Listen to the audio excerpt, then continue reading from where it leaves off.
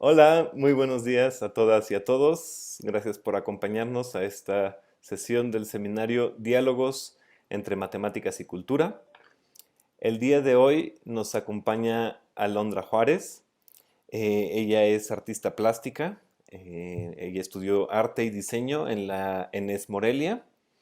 Ella fue beneficiaria del programa Jóvenes Creadores del FONCA en el año 2020 y su trabajo, pues, como veremos, tiene muchas relaciones con aspectos de la materia, de las estructuras. Su charla se llama La obra es materia transformada en sustancia estética. Entonces, pues muchas gracias por acompañarnos, Alondra. Te dejamos el espacio. Ok, muchas gracias Darío y muchas gracias por la invitación. Estoy muy emocionada. Eh, pues bueno, vamos a empezar. Ahí está. Sí, mi charla se llama La obra es materia transformada en sustancia estética. Y bueno, quiero decirles que principalmente en ella voy a hablar sobre el proceso creativo, principalmente mi proceso creativo y cómo se desarrolla en las artes visuales. Decidí empezar con estos memes para relajarme un poco. El primero dice, no puedes decir que es tu proceso cada vez que procrastinas. Y el segundo es que en la vida de un artista, la mayor parte del trabajo no se ve, solo se ve la superficie. Y bueno, eh, empezamos, bueno, dije que iba a hablar del proceso creativo, pero empecemos con, bueno, ¿qué es creativo y qué es creatividad? Cuando yo entré a la licenciatura en arte y diseño, una de las primeras cosas que nos preguntaron es qué es creatividad. Y en un principio la mayoría recuerdo que dijimos sobre crear algo nuevo, algo original, algo que no existía antes. Y pues nos dijeron que no, que creatividad solamente es la capacidad de resolver problemas y que no importa qué tan original o qué tan vieja sea la idea, lo que importa es que se resuelva el problema. Y eso nos hicieron mucho énfasis porque la mayoría de las veces cuando intentamos resolver algo, lo mejor es buscar cómo lo resolvió la gente en el pasado y ahí vamos a encontrar ideas que incluso vamos a pensar, wow, qué nuevo es esto, y resulta que lo hacían desde hace 500 años. Entonces, pues ese es parte del proceso creativo. Ahora, proceso, pues son las fases que llevan a que pase ya sea un fenómeno natural o una operación artificial. Pero en el caso del arte, tenemos que pensar que implica desde la búsqueda del problema que queremos resolver, las formas de abordar el problema y finalmente cómo lo resolvemos. ¿Y cómo lo resolvemos? Pues dándole una salida plástica, construyendo una obra de arte. Bueno, como les decía, de que no existen las ideas nuevas, que siempre, bueno, perdón, que no importa qué tan original sea la idea, también nos decían que de cualquier modo, cualquier idea, por muy original que parezca, normalmente ya se hizo y nos repetían mucho esta frase de nada es nuevo bajo el sol. Entonces, pues sí, tenemos que buscar cómo se resolvió antes, porque así podemos partir de ahí o sea, no inventar una mejor solución, sino mejorar la solución que ya existía. Y bueno, ahora voy a hablar del arte conceptual porque mi trabajo es arte conceptual. Y bueno, si me preguntaran por qué, es porque en la época contemporánea lo que más se hace es arte conceptual. Y cuando empecé yo a trabajar mi propia obra, pues bueno, en un principio creo que todos los que entramos a estudiar artes queremos hacer como todo muy clásico y no sé, estamos acostumbrados a ver a los artistas del Renacimiento o a las esculturas griegas o ese tipo de cosas y todo lo queremos hacer realista y figurativo, pero bueno, llega un punto en que te das cuenta que todo eso ya se hizo y que no tiene mucho sentido querer hacer lo que hacían en, no sé, en los 1500 o en los 1600. Entonces, bueno, al menos yo preferí buscar lo que se hacía en el arte contemporáneo, digamos, los artistas que todavía están vivos. Y lo que se hace ahora es el arte conceptual. Y bueno, el arte conceptual, tradicionalmente decimos que nace de esta pieza de aquí, que se llama La Fuente. Históricamente se le atribuyó a Marcel Duchamp. Y bueno, esta pieza literalmente es un urinal común que alguien compró en una tienda y con pintura al óleo le puso esta firma que decía Richard Muth, hecho en 1917.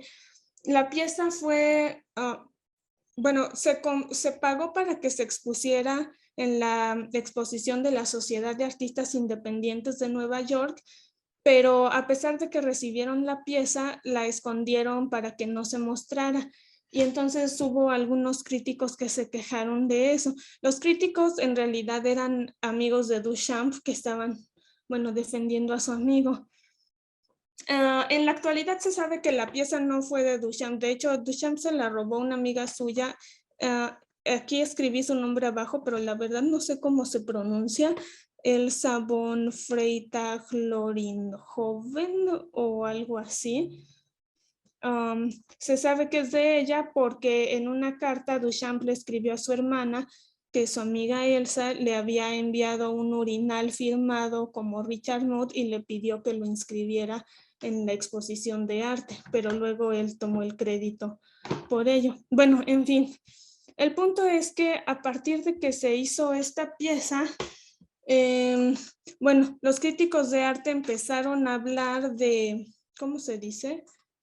Bueno, de este cambio en la historia del arte, en el que ya no lo que importa es el resultado de la pieza, sino de qué está hecha y cómo estuvo hecha, por qué procesos pasó, y digamos todo el historial de la pieza es lo que le da su valor. Ahora decimos que si el arte es un lenguaje, entonces importa, o sea, perdón, no solo importa qué es lo que se dice, también importa cómo se dice. Y en este caso, el qué se dice sería la sustancia y el cómo se dice la forma. Bueno, o viceversa, pero nos importan ambas cosas. Ya no es, puedo representar cualquier cosa con una pintura al óleo. Si voy a usar óleo, es porque el óleo tiene un significado para la pieza que estoy haciendo. Igual ya no puedo representar cualquier cosa con mármol o con bronce o bueno, todos estos materiales tradicionales. Y aquí una cita de John Dewey, que fue psicólogo y pedagogo estadounidense y que, por cierto, le dio el nombre a esta expresentación, que la obra misma es materia transformada en sustancia estética. Y lo que quería decir él con esto es que, bueno, todos los artistas trabajan con materia, ay, perdón, no quería cambiar todavía, con materia, y toda la materia tiene ya una carga muy fuerte, tiene una connotación histórica, política, geográfica. Bueno, de hecho, desde todas las disciplinas, cada material ya tiene como su, o sea, ya se puede leer de cierto modo dependiendo de, pues del contexto donde se encuentra el material y donde se encuentra la persona que está leyendo el material. Entonces decía que el trabajo del artista era tomar toda esta carga histórica, geográfica, política, social, etcétera, y transformarla a él para producir algo nuevo. Entonces, pues nos decía esto, que la obra de arte se formaba por estas tres cosas. La idea o concepto, la idea o concepto viene del artista, es digamos su aportación a la pieza. La forma ya viene con su carga histórico-social, al igual que la sustancia y la materia. Entonces, les decía que la obra de arte es la solución a un problema y pues entonces se tiene que solucionar desde estos tres aspectos distintos. Se tiene que solucionar conceptualmente, matéricamente y formalmente, porque de otro modo queda, no sé, queda como débil o queda vacía. Ok, pero si la obra de arte es la solución a un problema, ¿a qué problema es? Y bueno, creo que esto es al menos para mí ha sido de lo más difícil. Creo que para todos los que estudiamos arte, la parte más difícil cuando estamos empezando es encontrar cuál es el problema, qué es lo que necesitamos resolver. Y bueno, yo estaba, estaba como en noveno semestre. Bueno, estaba ya terminando mi licenciatura cuando me puse a analizar mi trabajo anterior y empecé a tratar de encontrar como cuál era el patrón, como, bueno, algo que nos dicen cuando estamos buscando nosotros como el problema que necesitamos resolver es que solo lo vamos a encontrar trabajando. Y entonces si trabajamos y trabajamos, a pesar de que hagamos muchas piezas que tal vez no, o sea, no terminen funcionando, como que no terminen de cuajar, si las vemos todas juntas, vamos a empezar a encontrar un patrón que es por donde nos tenemos que guiar. Entonces yo estaba buscando mi patrón y me di cuenta que bueno, que estaba pensando en esto. Estaba pensando redundantemente en el pensamiento, en que pensaba y pensaba y repetía lo mismo una y otra vez. Pensaba también en los ciclos, bueno, igual en la repetición, y pensaba en lo infinito, que por cierto era un poco de lo mismo, en que como todo se repite y se repite y se repite, nunca termina. Y era algo que de pronto me causaba mucho ruido. Y bueno, y en esa misma época alguien me dijo que por qué no hacía una pieza con matemáticas. Y es muy curioso, me dijo eso porque yo continuamente estaba hablando de matemáticas, pero yo no lo usaba en mis piezas, o al menos según yo no, a veces como se colaba un poco de matemáticas en mi arte, pero yo trataba de evitarlo. Como que yo participaba en algunos proyectos de matemáticas y yo quería como poner mi división entre mi trabajo artístico y lo demás. Entonces, no, yo no quería usarlas y ya tenían varios años diciéndome que lo hiciera. Y bueno, en ese tiempo alguien me dijo, ya es una pieza con matemáticas. Yo dije, bueno, está bien, voy a hacer una pieza. Y bueno, entonces, pues empecé con estos conceptos que tenía aquí, cómo representarlos, y me quedé pensando en el infinito. Em, pero, o sea, yo pensaba que cualquier pieza que hiciera se iba a quedar corta, porque cualquier pieza pues iba a ser finita, y entonces no le iba a hacer justicia al concepto que yo estaba pensando.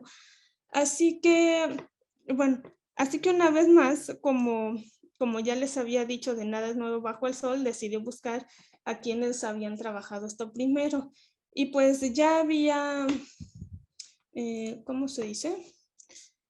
Como ya tenía un poco de algunas nociones matemáticas, recordé esto de la inducción matemática en el que arreglabas las cosas de modo que si funciona para uno, funciona para el siguiente, y entonces así va funcionando para todos, no importa, pues no importa qué tan adelante llegues. Entonces me quedé pensando en esto de la inducción matemática y cómo siempre es ilustrada con el efecto dominó.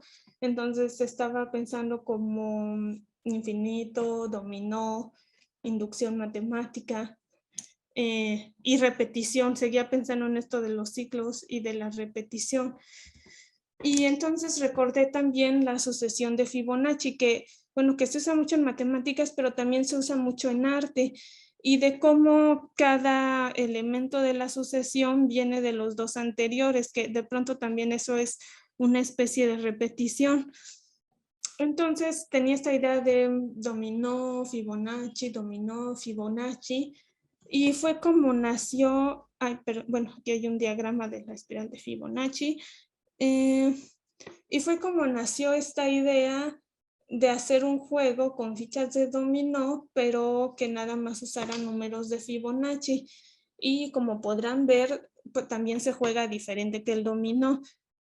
Bueno, más adelante voy a mostrarles un video de cómo se juega, pero aquí quise poner estas imágenes de unas pruebas que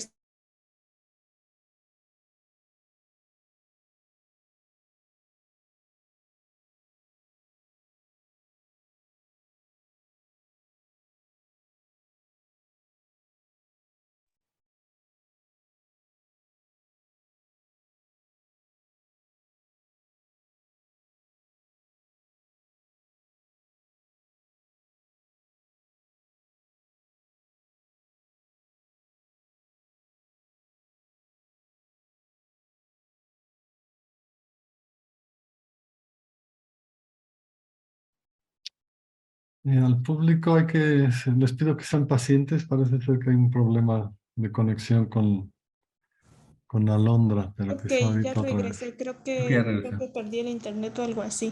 Sí, me ven todos, ¿verdad? Sí, Ok, continúa, pon tu pantalla y sigue la plática. entonces, Gracias. sí.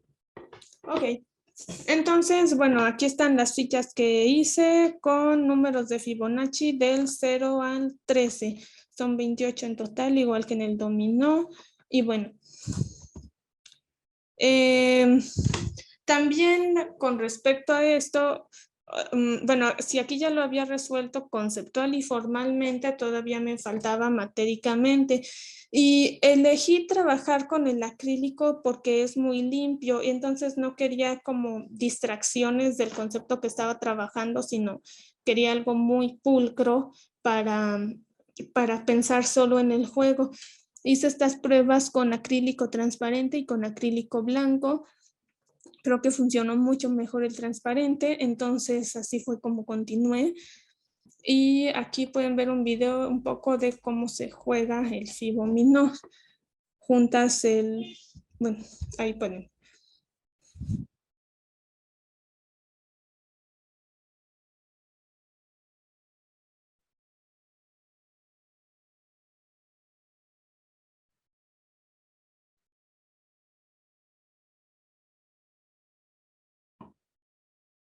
Ok. No sé si se dieron cuenta, igual si alguien tiene preguntas en algún momento me puede interrumpir. Lo que pasa en este juego es que para poder poner una ficha, el número que toca las fichas que ya están tiene que sumar lo que suman esas fichas. Por ejemplo, bueno, aquí empezamos el 1 suma 1 y el 0 suma 0, pero luego cuando agrego otra ficha, como está tocando 1 más 1, entonces tiene que ser 2.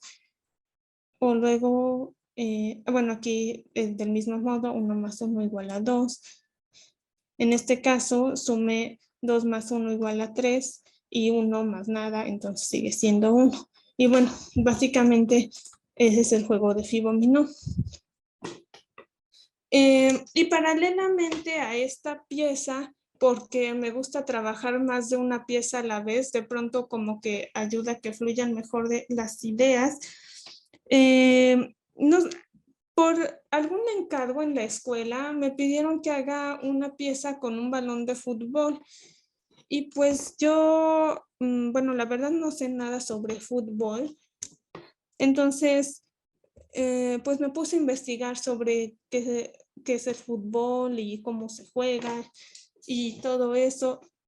Y resulta que, bueno, eso ya creo que ya lo sabía, pero el fútbol tiene unas connotaciones muy fuertes, por un lado históricas, porque, por ejemplo, durante la Segunda Guerra Mundial hicieron una tregua, no recuerdo si fue el 24 o 25 de diciembre, que los ejércitos enemigos, para celebrar la Navidad, se pusieron a jugar fútbol en lugar de seguir peleando y luego reanudaron la guerra al día siguiente. Entonces, el fútbol ha representado amistad entre diferentes naciones, pero también ha servido como distractor para el pueblo cuando se han cometido, digamos, diferentes injusticias sociales. Y bueno, o sea, para mí tiene una carga muy fuerte. Incluso como yo soy de Morelia, bueno, ahora ya no, pero en ese entonces aquí teníamos al equipo de el Morelia, que también eran los Monarcas, no sé cuál era su nombre oficial, y entonces era muy normal para mí escuchar que la gente iba al estadio y luego se peleaban y hacían no sé qué. Y yo quería quitarle todo eso a mi pieza porque me pareció que era demasiado complejo meterme con temas sociales. Y entonces quise concentrarme nada más en cómo se juega el fútbol. Y bueno, yo no sé jugar fútbol, yo solo sé que se patea el balón y que tiene que llegar a la portería. Entonces estuve leyendo el reglamento oficial de la FIFA, no, perdón, de la IFAB. Ujú. Eh, y leí todo el reglamento, encontré algo de que la primera persona que patea el balón solo lo puede patear como, puede dar 3 pasos con él y luego lo tiene que dejar porque si no ya es falta y tiene que esperar a que alguien más lo patee antes de poderlo tocar otra vez y no sé qué. Y bueno, el punto es que al final de leer todo el reglamento no entendí nada. Y, y me quedé pensando en eso porque eso es algo que yo suelo hacer mucho, de esforzarme en entender algo tanto que termino más bien entendiéndolo menos de lo que lo entendí al principio. Em, y pues decidí hacer una pieza con eso, o sea, con el concepto de, digamos, de sobrepensar tanto, sobreexaminar tanto, que más bien terminas destruyendo la idea en lugar de comprendiéndola. Y no sé, eso también me hizo recordar, eh, bueno, este lenguaje que usaba mucho en las clases de matemáticas y en las clases de lógica, en el que reemplazaba las palabras por símbolos. Y aquí puse, por ejemplo, si A significa lluvia y B significa piso mojado, entonces A, entonces B significa que cuando llueve hay piso mojado. Y tuve la idea, de la cual a veces ahora me arrepiento, de escribir las reglas de fútbol utilizando ese lenguaje. Y aquí escribí mi primer intento. Este fue más bien como un borrador, no es exactamente el orden en el que aparecen en el reglamento oficial, pero luego hice o sea, luego empecé, perdón, esto además lo escribí en Word porque es el editor de texto que sé usar, pero estuve investigando y me di cuenta que los matemáticos en realidad escriben con látex, entonces estuve aprendiendo un poco de látex. Aquí es que hice como un segundo borrador, ay, perdón. Um, el, el reglamento de la IFAB sí empieza así. Um, dice que la cancha debe ser la superficie de juego debe ser una superficie natural y de color verde, entonces eso fue lo primero que puse, la superficie de juego debe ser natural y verde. Y luego dice que la superficie de juego debe ser un rectángulo, sí, pero debe ser un rectángulo y entonces esto lo puse así, superficie de juego sea rectángulo ABCD con AB paralela a CD mayor que BC.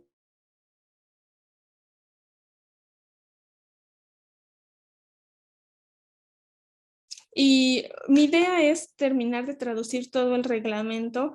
Lo he continuado, pero la verdad es un trabajo muy pesado porque de pronto hay cosas demasiado específicas que yo no tenía idea y que a veces, bueno, definitivamente el alfabeto no me alcanza para ponerle nombre a todo.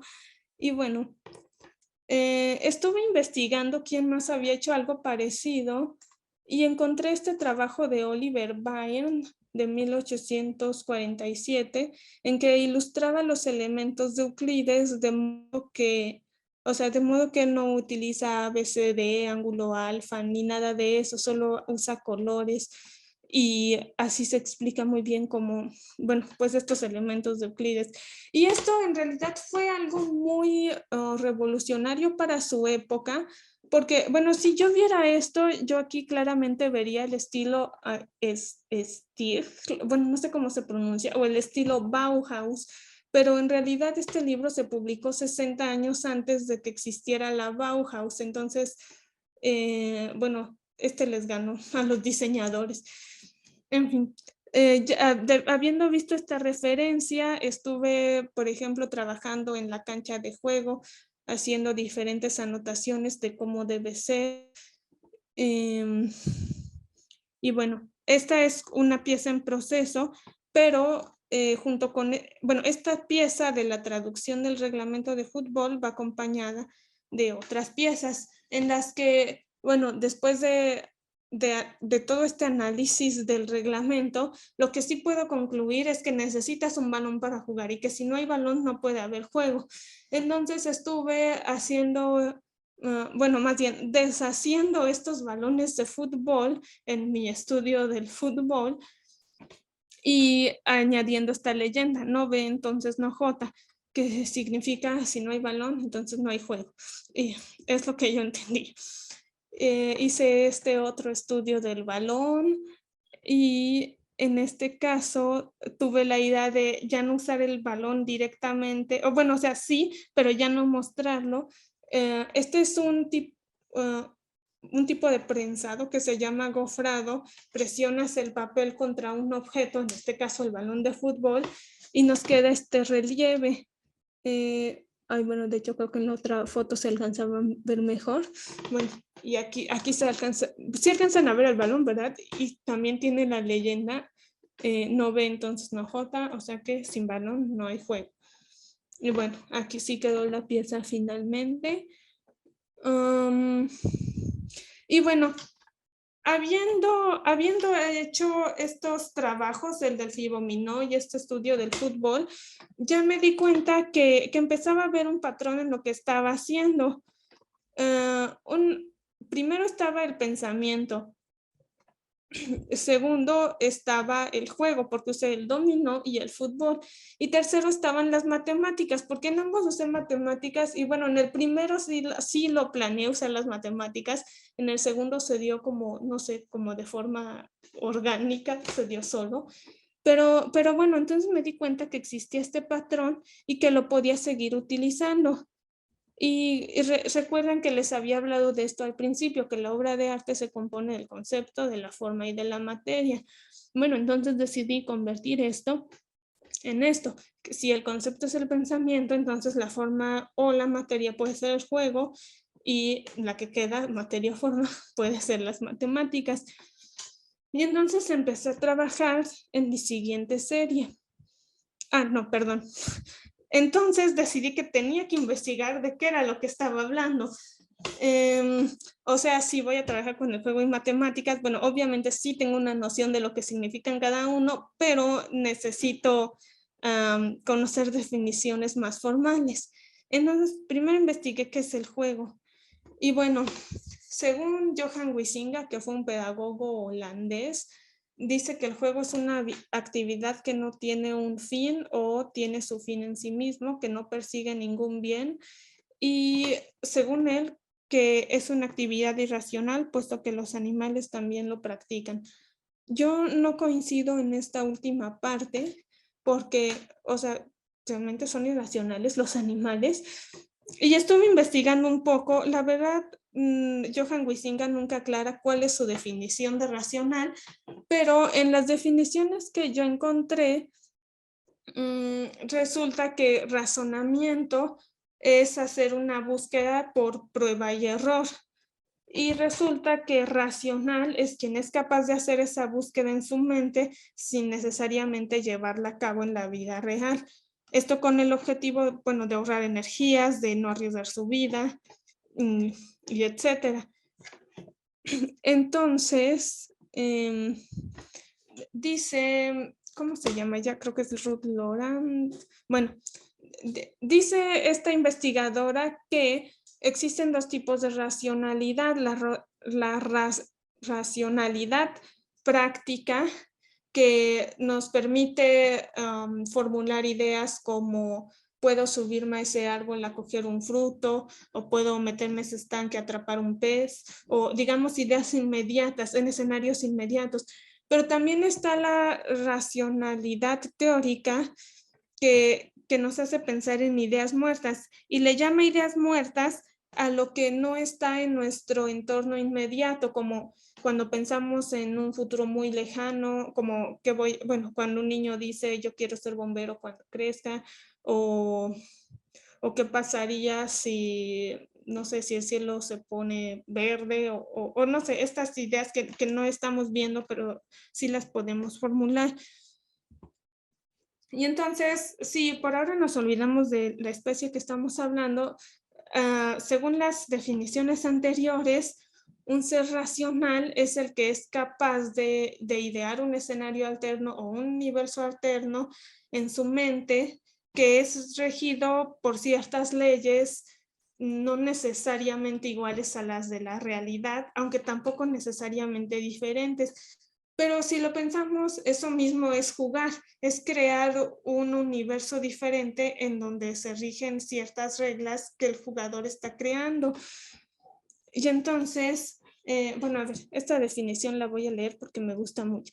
El juego es una actividad que se realiza de forma consciente porque siempre se sabe que solamente es un juego.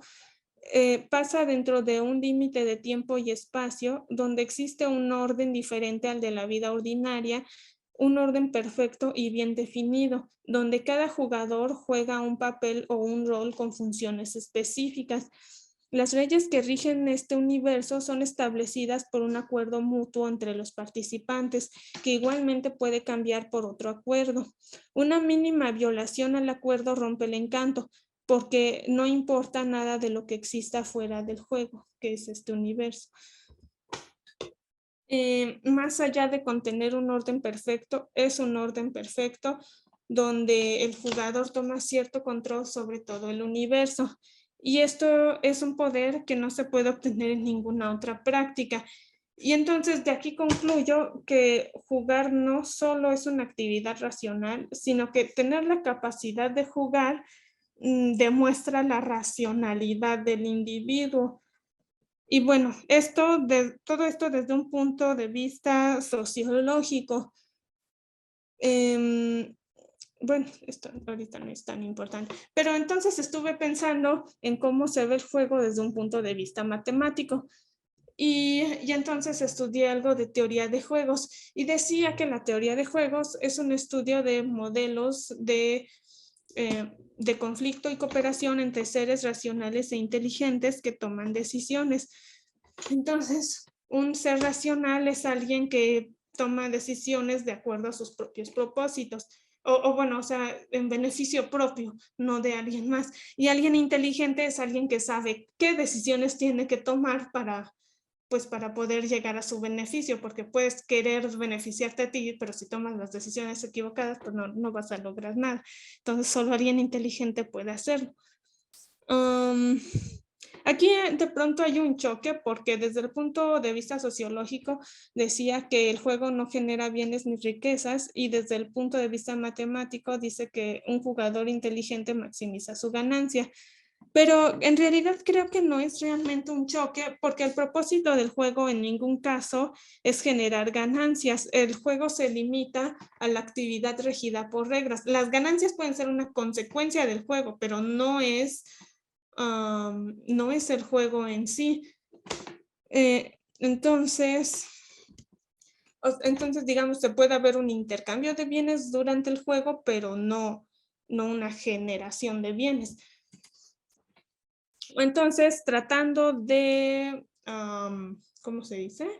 Bueno, de unir ambas definiciones, me quedo con que el juego es un mecanismo de orden que es medio y fin de sí mismo, cuya acción está limitada por reglas definidas, ubicado en un tiempo y un espacio establecido, donde los seres racionales toman decisiones que determinan un resultado concreto. Y bueno, ahora, si ya sé lo que es el juego, necesito saber qué son las matemáticas. Y estuve buscando algunas definiciones, estas me gustaron mucho.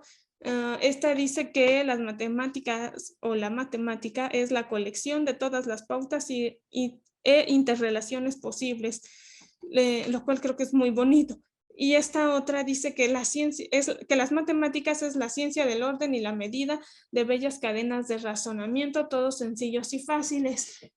Y creo que ambas son muy poéticas y estoy de acuerdo con las dos, pero me quedé pensando que si alguien que no sabe nada de matemáticas me pregunta qué son las matemáticas y yo le contesto esto, probablemente no va a entender de qué estoy hablando o no se va a imaginar las matemáticas exactamente, sino mm, pues, quizás una especie de poema o algo así. Em, también me encontré esta cita de Charles Darwin que decía que un matemático es un ciego en un cuarto oscuro buscando un gato negro que no está ahí. Bueno, no sé si realmente un matemático sea así, pero sí sé que yo puedo identificarme con esa frase en esto de estar buscando y buscando algo que no, bueno, que es difícil de encontrar, pero que ni siquiera está ahí. Y entonces, bueno, eh, al pensar eso, pensé que ir por las matemáticas era el camino correcto para mi obra, pero bueno, aún necesitaba una definición de matemáticas. Entonces decidí formular una con lo que yo entiendo de las matemáticas según lo que he trabajado con ellas, que tal vez no es, bueno, no sé qué tan acertada sea, pero es lo que me ha funcionado a mí. Entonces yo visualizo las matemáticas como el conjunto de enunciados que no se pueden demostrar, pero asumimos como verdaderos, llamados axiomas. Las leyes inquebrantables demostradas como verdaderas que se forman a partir de los axiomas llamadas teoremas y las suposiciones que parecen verdaderas pero a veces no lo son, perdón, pero a veces resultan ser falsas y esas se llaman conjeturas. Y entonces, pues, no sé si se dieron cuenta de esto, yo lo vi en ese entonces, que cuando hablé de juego, hablé de un orden perfecto. Y luego cuando hablé de matemáticas, también se habla de orden. Entonces, lo que tienen en común estas dos, bueno, las matemáticas son una disciplina, el juego no, pero estas dos, lo que sean, es que ambas hablan de orden y no solo eso, hablan de un orden que existe solamente en la mente, ya sea el orden que existe en la mente del jugador o las matemáticas que genera la persona que las estudia, porque bueno, realmente nunca vamos a ver a un 5 así andando por la calle, es como una idea que nada más tenemos. Entonces, eso tienen en común, el orden y la mente. Así que me puse a investigar qué era el orden. Y resulta que el orden es el grado y tipo de legalidad que rige entre las partes de un todo.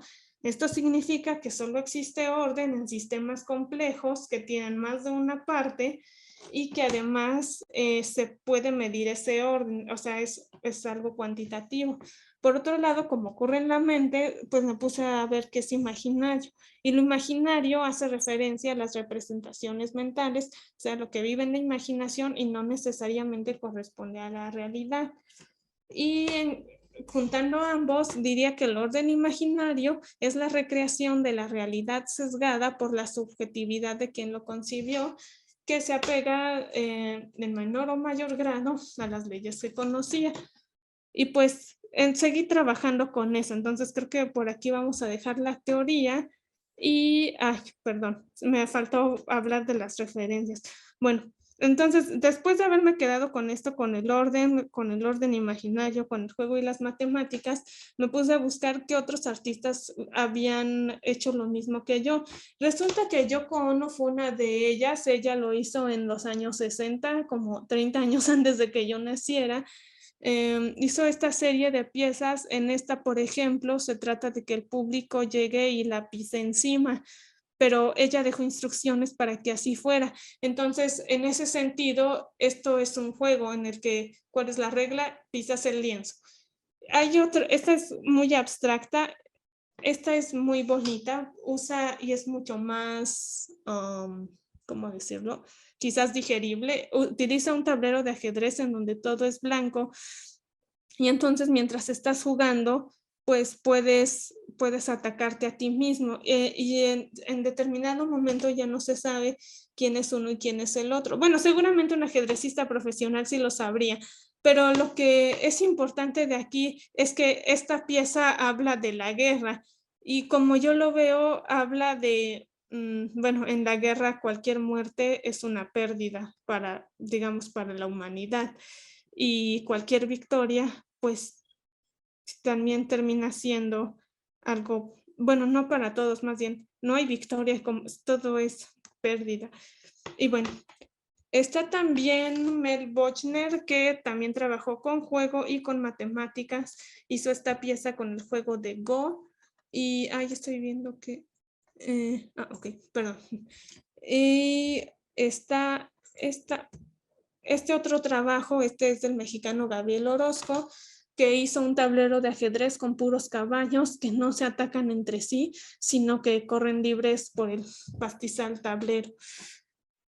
Y bueno, fue importante para mí revisar a estos otros artistas porque me di cuenta de que, bueno, porque creo que es una forma también de revalidar mis propias ideas, ya que ellos estaban haciendo lo mismo que yo. Y aquí está esta cita de Gabriel Orozco, que básicamente es lo mismo que yo estaba pensando. Él decía que la idea de regla no tiene para mí un sentido represivo, sino estratégico, más que ver ay, a ver, perdón, esto me está tapando. Tiene más que ver con conductas para construir algo, una situación, un momento.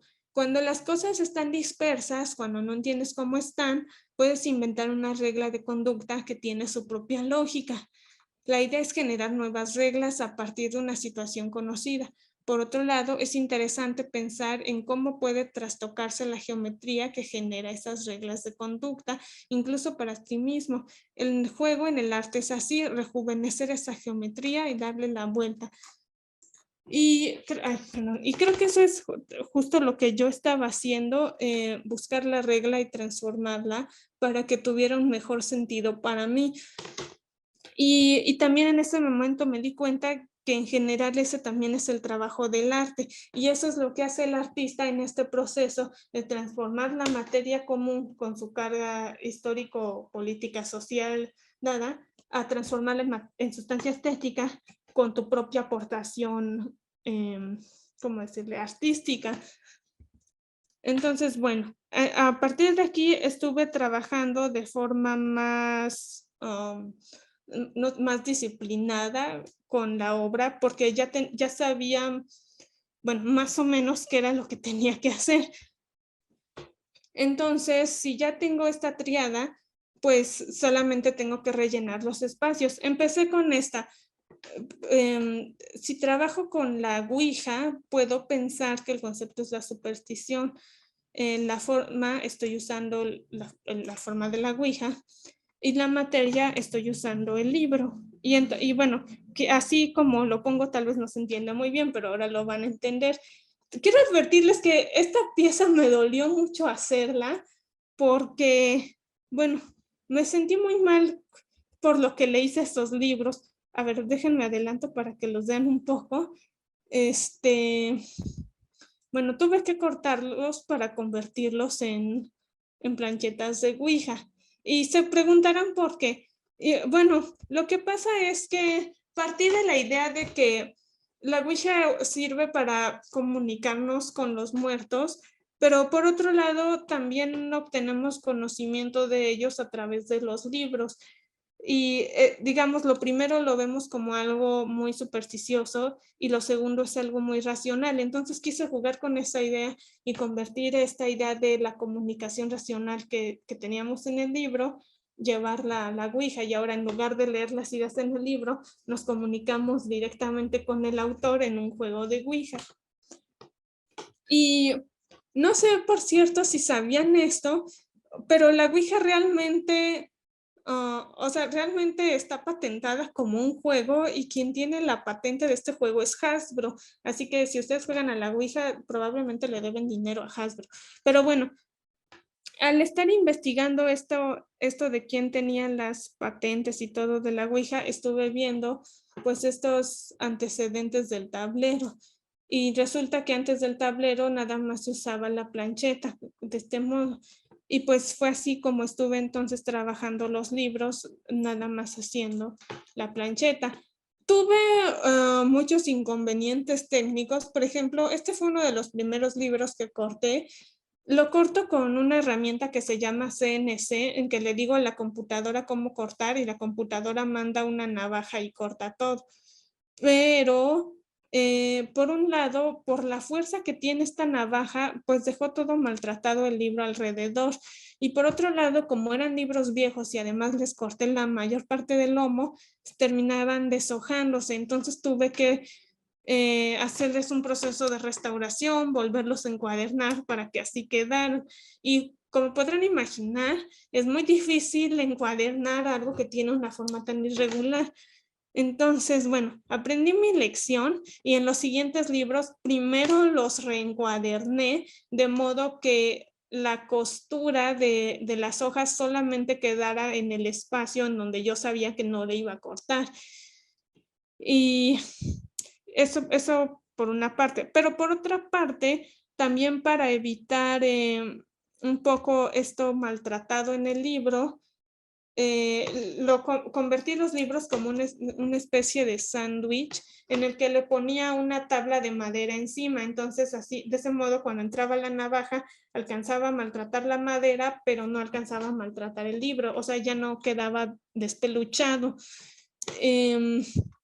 Y como cuando la navaja empieza a cortar la madera, empieza a moverse y también empieza a moverse el libro. Entonces, en determinado momento la madera ya no lo protege. Por eso tuve que atornillar las tablas de madera a los libros para que se quedara fijo y siempre sirviera esto de protección. Y bueno, aquí guardé algunas de las, de las máscaras que usé en los libros. Aquí pueden ver cómo queda el libro justo después de que pasa por el CNC. Y bueno, y aquí pueden ver cómo queda el libro al final. Y de este modo, como lo expongo. Aquí tengo otro ejemplo. Y aquí hice una instalación con todos los libros Ouija que hice. Y bueno, o sea, quise mencionar esta parte del proceso por lo que les decía antes que tenía que resolverlo conceptual, matérica y formalmente. Incluso si desde un principio yo ya sabía que conceptualmente quería unir el libro y la Ouija, resolverlo formalmente o técnicamente no fue tan fácil porque tuve que aprender estas cosas. Por ejemplo, tuve que aprender a restaurar y a encuadernar libros, que era algo que yo definitivamente no sabía. Y tuve que hacer estas exploraciones de cómo hago para que se maltrate menos, le atornillo las tablas de madera y etcétera. Y eso es una parte del proceso que, bueno, al menos como estudiantes de arte, a veces no tenemos tan clara en el momento que empezamos, como que creemos que si tenemos una idea va a materializarse y ya, y no es tan sencillo. Y bueno, luego de esta pieza empecé a trabajar en otra. En este caso estaba pensando en el concepto de la ignorancia y lo concebí como falta de conocimiento. Y según los diálogos de Platón, el conocimiento es el acceso a la verdad. Y la verdad o el acceso a la verdad es la manifestación del bien. Entonces, la ausencia de la verdad sería la manifestación del mal. Entonces, quien es ignorante posee el peor de todos los males. ¿Y cómo quería representar la ignorancia? Pues tuve la idea de usar estas falacias matemáticas que siempre me han parecido divertidas, que empiezas con 1 y terminas con que es igual a -1, porque aquí hubo un error. Y pensando en que la ignorancia es un tipo de mal, yo lo concibo como un tipo de ceguera, entonces decidí representarlo traduciendo estas ecuaciones en braille. Y bueno, sí, tuve que aprender braille para eso. Mi idea original era hacerlo como en un cubo de Rubik, de modo que cuando esté armado formara la ecuación. Resultó que ya había alguien más que había hecho un Rubik con braille, lo cual no es tan grave, pero al observar esto me di cuenta que, que esta ecuación definitivamente no iba a caber en una sola cara del cubo y difícilmente se iba a leer en las múltiples caras. Entonces, bueno, descarté la idea del cubo y decidí llegar a este otro tipo de rompecabezas que, bueno, igual, ay, perdón, igual los conocen, es un rompecabezas deslizable. Le puse un carácter a cada pieza y, bueno, resolver esta pieza técnicamente también fue difícil porque estas bolitas son así de chiquitas y no podía conseguirlas en ninguna parte. Hasta que alguien me dijo, busca en donde venden piedritas para pegar en las uñas, y busqué, pero no tenían en color negro. No sé cuándo pasó de moda el color negro, pero solo tenían amarillas. En un principio las pinté, pero resulta que la pintura se cae, y más porque como son tan chiquitas solo las puedo agarrar con pinzas, y entonces las pinzas terminan raspando la pintura y se les cae. Así que bueno, tuve que sacarle un molde a las piedritas para uñas y luego hacerles un vaciado en resina negra para obtener estos resultados y finalmente pegarlo en las piezas. Que esto, así cuando ya lo digo, suena muy fácil y muy obvio y, ay, ¿por qué no lo pensé desde el principio? Pero esto me tomó mucho sufrimiento y muchos intentos de pintarlas sin que se despinten. Y bueno, una vez que pude resolverlo, hice algunos rompecabezas más. Esta falacia, bueno, requiere de más ecuaciones, entonces aquí las numeré y luego lo puse aquí en este rompecabezas más grande. Hice lo mismo con esta última falacia y pues así quedó. Pero bueno, o sea, me gustó el resultado de esta pieza de la ignorancia, pero yo ya me había quedado con las ganas de trabajar con el cubo de Rubik. Entonces, ay, perdón, bueno, aquí está la imagen de, bueno, de cómo hice la triada en esta pieza, pero en fin. Entonces, volviendo al cubo de Rubik, me quedé pensando, bueno, si el cubo de Rubik es de colores, ¿qué puedo utilizar en las matemáticas que sea de colores? Y recordé este teorema de los 4 colores que dice que puedes colorear un mapa entero usando solamente 4 tonos, de modo que ninguna región sea del mismo color que su vecino. Entonces, bueno, entonces hice estas primeras pruebas con este cubo de Rubik. Bueno, no es de Rubik porque tiene otra forma, pero así le decimos, de los colores que podría utilizar.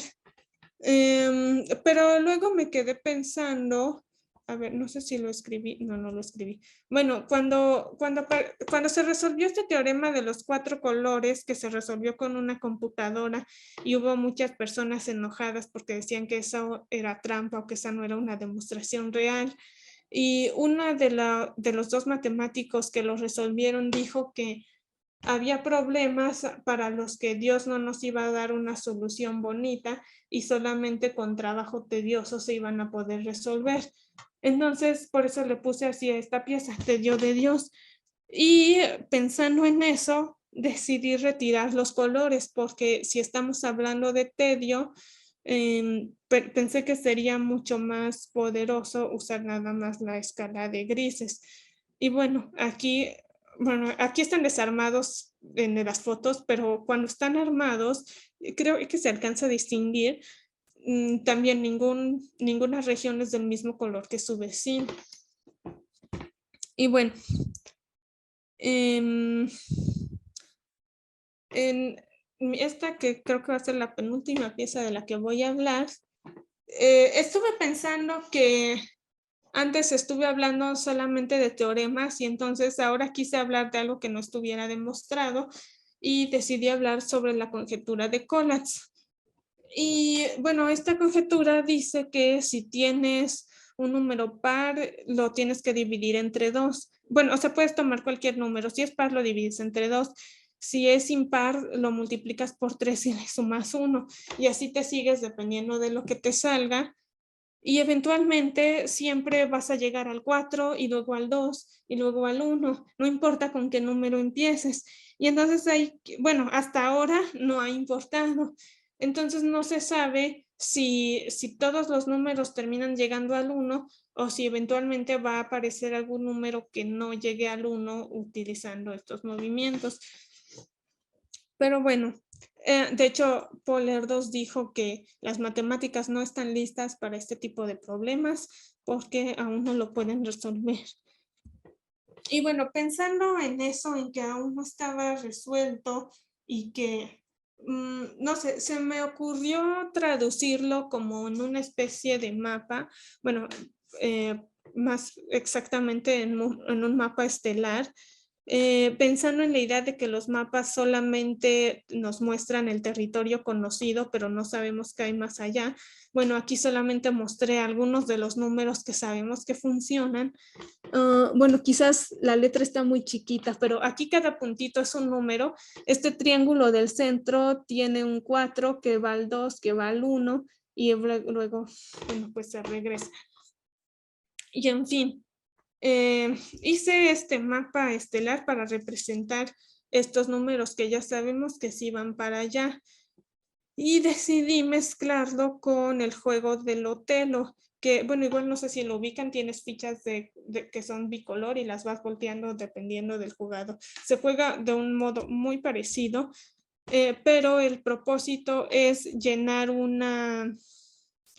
digamos, una ramificación desde el 1 hasta la circunferencia con tu color, ya sea rojo o azul. Y bueno, eh, ese es como conceptualmente el juego. En la parte técnica, por suerte, como ya había aprendido a hacer encuadernación cuando trabajé con la Ouija, pues pude hacer este tablero que básicamente fue todo encuadernación. Como ven, aquí está doblado, se dobla en 4, se extiende y pues nada, queda todo muy limpio. Por último, y que ya se me cansó la garganta, quise trabajar con otra conjetura que se llama, bueno, es la conjetura de Weire y Phelan y está basada en esta estructura que hasta ahora se cree es la mejor forma de dividir el espacio tridimensionalmente. Entonces, lo que hice con ella fue, bueno, primero la imprimí en 3D, la saqué por computadora y la imprimí en 3D. Y luego aquí pueden ver el tamaño comparado con mi mano. Bueno, el caso es que le saqué moldes primero en yeso y lo estuve trabajando con arcilla con el objetivo de hacer cerámica. Pero, bueno, o sea, funciona para estos chiquitos. Bueno, funciona en el sentido de que puedo hacer un molde de yeso y hacer estos vaciados. Pero la verdad nunca terminó de cuadrarme por qué cerámica. Como que decía, este material no estoy segura que es el adecuado para hablar de este concepto. Y bueno, y luego también cuando traté de formar bueno, sí, digamos, molécula completa, pues sí, al unir una pieza con otra como que no era lo ideal porque se pierden los filos y pasa esto. Entonces, pues por un lado pensé, bueno, los moldes de yeso no sirven, así que tuve que aprender a hacer moldes de silicona. Y aquí hay unas imágenes de proceso. Y bueno, y mientras hacía esto, también me di cuenta de algo. Como la conjetura de Weir y Phelan no está demostrada, pues aún se puede derrumbar y quizás algún día lo haga. Entonces decidí trabajar con esa idea. Y pensé en un castillo de arena que también se derrumba y decidí convertir la estructura de Weir y Phelan en castillos de arena. Y bueno, este fue el resultado de este molde. Em, Algo que descubrí cuando hice esto es que, bueno, no es como hacer un castillo de arena en la playa en el que solamente tienes que quitar la cubeta de arriba, sino porque en este caso, aquí como pueden ver, o sea, tiene formas por todas partes. Así que para desmoldarlo, lo que descubrí es que tenía que congelarlo primero. Y bueno, así hice esta pieza. Aquí hay un video ay, perdón, de otro vaciado que hice. Es un poco tardado, entonces lo voy a adelantar.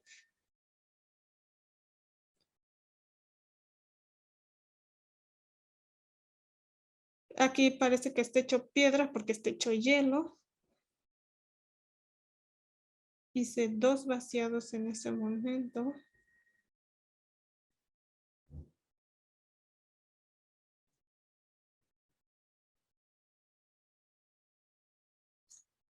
Y bueno, con el paso del tiempo, el hielo se va derritiendo y se puede formar bien el castillo de arena. Y pues bueno, creo que hay más cosas que podría decir, pero igual no quiero aburrirlos y también ya me cansé la garganta, entonces quisiera mejor pasar a preguntas y comentarios y demás cosas que quisieran saber. Gracias. Muchísimas gracias, Alondra. Ha sido muy bonito ver todo tu trabajo y todo tu proceso. Sí, en efecto, tienes varios comentarios de nuestro público en Facebook, varias felicitaciones, qué buena plática, varios comentan acerca de el juego y su importancia. Y mira, aquí hay una pregunta. Dice, ¿nos puedes contar un poco sobre por qué las reglas del juego son tan importantes para la elaboración conceptual en tu trabajo? Porque las reglas representan el orden, o incluso más allá de representarlo, las reglas rigen el orden. Es lo que, pues sí, es lo que le da sentido al juego. Y justamente yo descubrí que el problema que yo necesitaba resolver era la representación del orden, o digamos, a nivel personal, era como encontrar el orden, no sé, en general en la vida. No puedo representar todo eso en mi obra de arte, pero la forma que encontré para expresarlo em, fue tomar el juego como mecanismo de orden. ¿Y cuál es el orden en el juego? Pues son las reglas. No sé si quedó más claro o solo me confundí más. Pienso que sí. Bueno, pues siguen llegando comentarios, felicitaciones, dice, para nada aburridos, qué mente más creativa, muy interesante tu pensamiento más que eso, etcétera. Entonces, si tienes tiempo, échale un ojo a los varios comentarios que te han ido poniendo. Vamos a cerrar la transmisión. Los invitamos, nos vemos dentro de 3 semanas en esta ocasión. Será nuestra próxima sesión. Nos va a acompañar Pedro Cerizola. Vamos a seguir un poco en este mismo tema de arte y diseño. Entonces nos vemos el 8 de noviembre dentro de 3 semanas a las 10 de la mañana por aquí mismo. Muchas gracias por acompañarnos.